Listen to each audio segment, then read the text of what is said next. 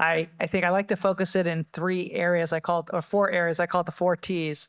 We need good targets for these immune cells to target tumors, especially the solid tumors. They need to traffic to the tumor. They need to get into the microenvironment of the tumor and function in the set of all these immune inhibition they face there. And then you need to optimize just the fitness of the T cell. You need to keep them functioning and surviving long enough to have these breakthrough miraculous events. And what excites me most now that I advise a lot of startup biotech companies is there are efforts to do all of that in the next generation of products. One exciting area is, can you paint the solid tumors with a better target if they don't already have a good target, and then come in with your CAR T cell and kill the solid tumor that now has your painted on target? That's one interesting idea. Can you knock out genes in the T cell to optimize their function and fitness so that they work better and live longer? Because T cells are designed by evolution to dampen down their activity after it's been exposed to a viral infection, for example. And can we modulate that so you get persistent anti-tumor effect?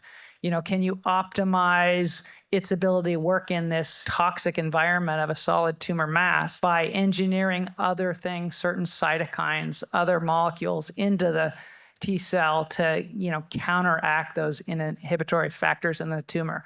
So I'm quite optimistic about the future for the next generation of therapies. We do need to solve the manufacturing logistical complexities. I always say, though, if you're going to bet on something, don't bet on cancer biology, bet on the engineers. Like, those are the solvable problems. Can we make a box that does all the manufacturing in a closed system that's sterile, that can sit on a shelf?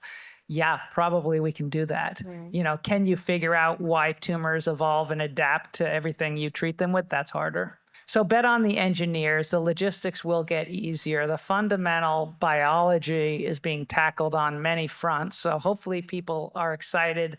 And then the fundamental challenge of, God, you got to take the T cells out of the patient and modify them in a lab and expand them and freeze them and ship them back. And that's inherently complicated. Well, all of the acquisitions that you talked about are in the field of in vivo cell therapy, where you just take your transducing agent, often it's a virus or it's a RNA, coated in lipid nanoparticles, and you just inject it like a normal pharmaceutical agent into the patient. Now that's much more of a traditional platform. Of course, everyone would love to take ex vivo cell therapy and turn it in vivo.